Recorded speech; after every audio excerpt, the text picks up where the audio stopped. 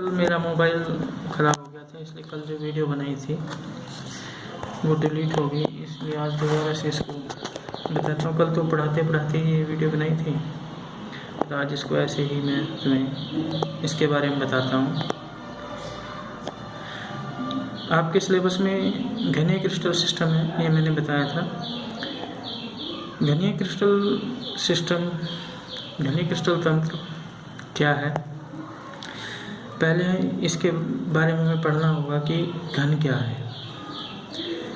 घन उस ठोस आकृति को कहते हैं जिसकी लंबाई, चौड़ाई और ऊंचाई तीनों एक समान होती हैं, उसे घन कहते हैं। जैसे लूडो, जिससे हम खेलते हैं, लूडो का पासा, उसकी लंबाई, चौड़ाई और ऊंचाई एक समान होती है, तो उसे हम कह सकते हैं घन, या वो घन ही होता है।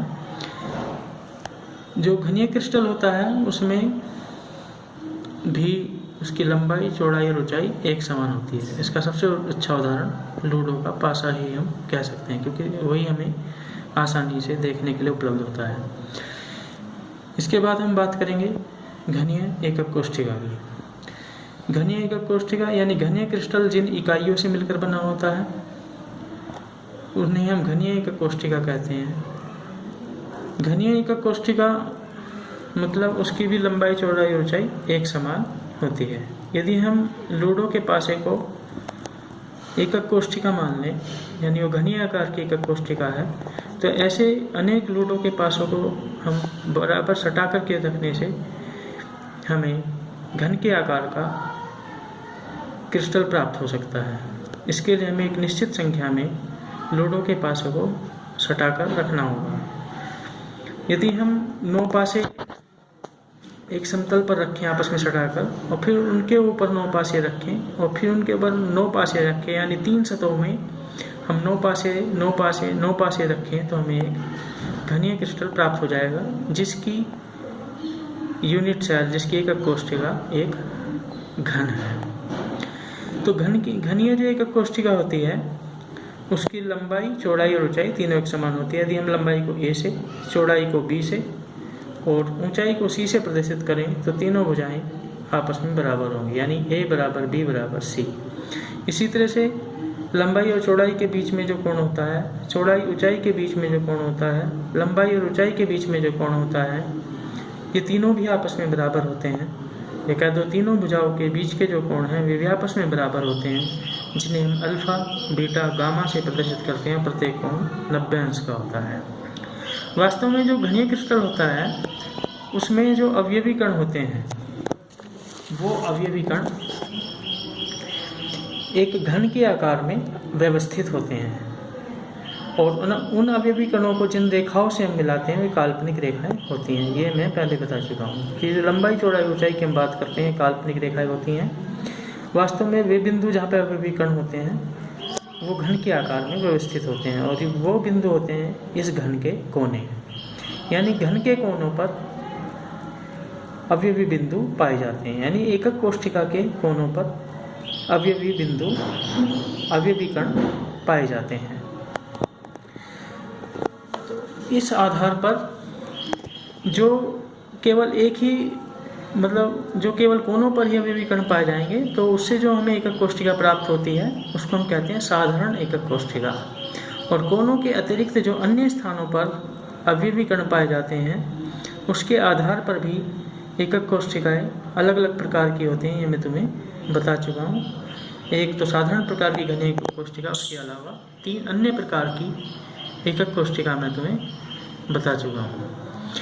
जो घनीय क्रिस्टल सिस्टम होता है, जो घनीय क्रिस्टल तंत्र होता है, उसमें 3 प्रकार की एकक कोष्ठिकाएं होती हैं, साधारण प्रकार की, और 2 प्रकार की भी होती हैं जिनमें कोनों के अलावा अन्य स्थानों पर भी अवयवी कण पाए जाते हैं।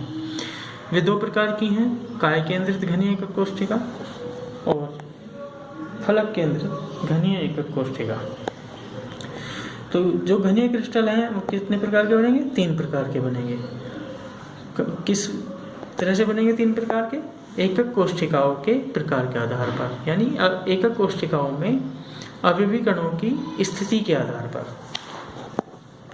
3 प्रकार के बनेंगे। साधारण घनीय एकक कोष्ठिका वाले क्रिस्टल, काय केंद्रित घनी एकक कोष्ठिका वाले क्रिस्टल और फलक केंद्रित घनी एकक कोष्ठिका वाले क्रिस्टल। तो साधारण घनी एकक कोष्ठिका को अंग्रेजी में हम कहते हैं सिंपल क्यूबिक यूनिट सेल। काय केंद्रित घनी एकक कोष्ठिका को हम अंग्रेजी में कहते हैं body centred cubic unit cell और फलक केंद्रित घनी एकक कोष्ठिका को हम कहते हैं face centred cubic unit cell. अब हमारा जो आज का मुख्य टॉपिक है वो है घनी एकक कोष्ठिका में कणों की संख्या ज्ञात करना। तो सबसे पहले साधारण घनी एकक कोष्ठिका में कणों की संख्या हम ज्ञात करेंगे। इसके लिए हम पहले साधारण घनी एकक कोष्ठिका बनाएंगे और मैंने बताया साधारण घनी एकक कोष्ठिका में प्रत्येक कोने पर अवयवी कण पाया जाता है। अवयवी कणों को हम गोलों के द्वारा दिखाते हैं। तो देखने से हमें ऐसा लगता है कि 8 अवयवी कण साधारण घनी एकक कोष्ठिका में पाए जाते हैं, परंतु वास्तव में ऐसा नहीं होता, क्योंकि जो क्रिस्टल का निर्माण होता है वो एकक कोष्ठिकाओं के बार बार दोहराने से होता है। यदि हम किसी लूडो के पासे को, जैसे मैंने बताया था कि 9 लूडो के पास एक सतह में, फिर 9 लूडो के पास उसके ऊपर दूसरी सतह में और 9 लूडो के पास तीसरी सतह में रखें तो हमें घनी क्रिस्टल प्राप्त होता है। इस तरह से रखेंगे तो एक कोना, एकक कोष्ठिका का एक कोना 7 अन्य एकक कोष्ठिकाओं के संपर्क में होता है। यानी एक कोना कुल 8 एकक कोष्ठिकाओं के कोनों के संपर्क में होता है। क्या? तो एक अवयवी कण, कोने पर उपस्थित एक अवयवी कण कुल मिलाकर के 8 एकक कोष्ठिकाओं के अवयवी कण का रोल निभाता है। यानी वो कुल मिलाकर के 8 एकक कोष्ठिकाओं के कोनों के साथ उसका विभाजन होता है। यानी उसका 1/8वां भाग ही, एक अवयवी कण का 1/8वां भाग ही उस एकक कोष्ठिका के पास वास्तव में होता है। तो इस तरह से अवयवी कणों की संख्या क्या हो जाएगी? कणों की संख्या बराबर 8 गुणा 1/8, क्योंकि 8वां भाग ही उसके पास है एक कण का, तो 8 गुणा 1/8 तो केवल एक कण वास्तव में उसके पास होगा, क्योंकि एक कण 8 जगह वो बटा हुआ है, 8 एकक कोष्ठिकाओं के साथ बटा हुआ है। अब दूसरा है काय केंद्रित घनी एकक कोष्ठिका में कणों की संख्या। तो ये तो बताया जा चुका है कि कोनों पर तो हर एक एकक कोष्ठिका में अवयवी कण पाए जाएंगे, उसके अलावा जो अन्य स्थिति पर पाए जाएंगे उसके आधार पर एकक कोष्ठिकाएं अलग अलग प्रकार की होती हैं। तो जो काय केंद्रित घनी एकक कोष्ठिका है उसमें कोनों के साथ साथ जो एकक कोष्ठिका का अंदर का केंद्र है उस पर भी अवयवी कण पाया जाता है। तो अंदर का जो कण है वो तो केवल उसी एकक कोष्ठिका के संपर्क में होगा, वो बाहर तो किसी के टच में है नहीं, संपर्क में नहीं है। तो इसलिए अभी कणों की संख्या क्या हो जाएगी? 2, क्योंकि कोने वाला एक कण 8 एकक कोष्ठिकाओं में बटा है, तो 8 गुणा 1/8 प्लस अंदर वाला एक कण, तो केवल कण हो गए 2। इसके बाद फलक केंद्रित घनी एकक कोष्ठिका में कणों की संख्या। फलक केंद्रित घनी एकक कोष्ठिका में कोनों के साथ साथ प्रत्येक फलक के केंद्र पर अवयवी कण पाया जाता है। फलक किसे कहते हैं? जैसे लूडो का पासा होता है उसमें 6 फलक होते हैं, 6 सतह होती हैं, तो उन प्रत्येक फलक के केंद्र पर एक अवयवी कण पाया जाता है।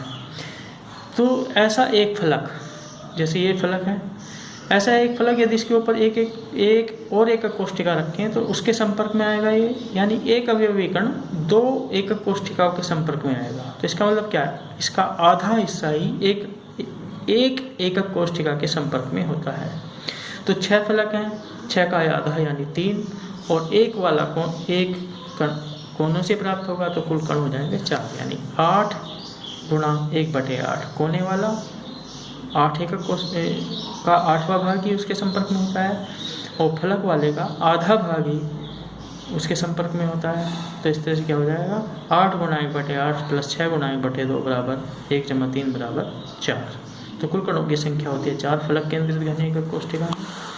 आज का गृह कार्य है, जो चौथे प्रकार की एकक कोष्ठिका होती है जो घनी क्रिस्टल सिस्टम में नहीं पाई जाती, अन्य 2 प्रकार के क्रिस्टल सिस्टम में पाई जाती है, उसमें हम अवयवी कणों की संख्या ज्ञात करेंगे। अंत्य केंद्रित यानी एंड सेंटर्ड एकक कोष्ठिका में कणों की संख्या ज्ञात कीजिए। जो अंत्य केंद्रित एकक कोष्ठिका होती है उसमें कोनों के साथ साथ आमने सामने के किन्हीं दो फलक के केंद्र पर भी अवयवीकरण पाया जाता है। तो इसको ज्ञात करेंगे और ज्ञात करके उसकी फ़ोटो खींच करके मुझे व्हाट्सएप पे भेज देंगे।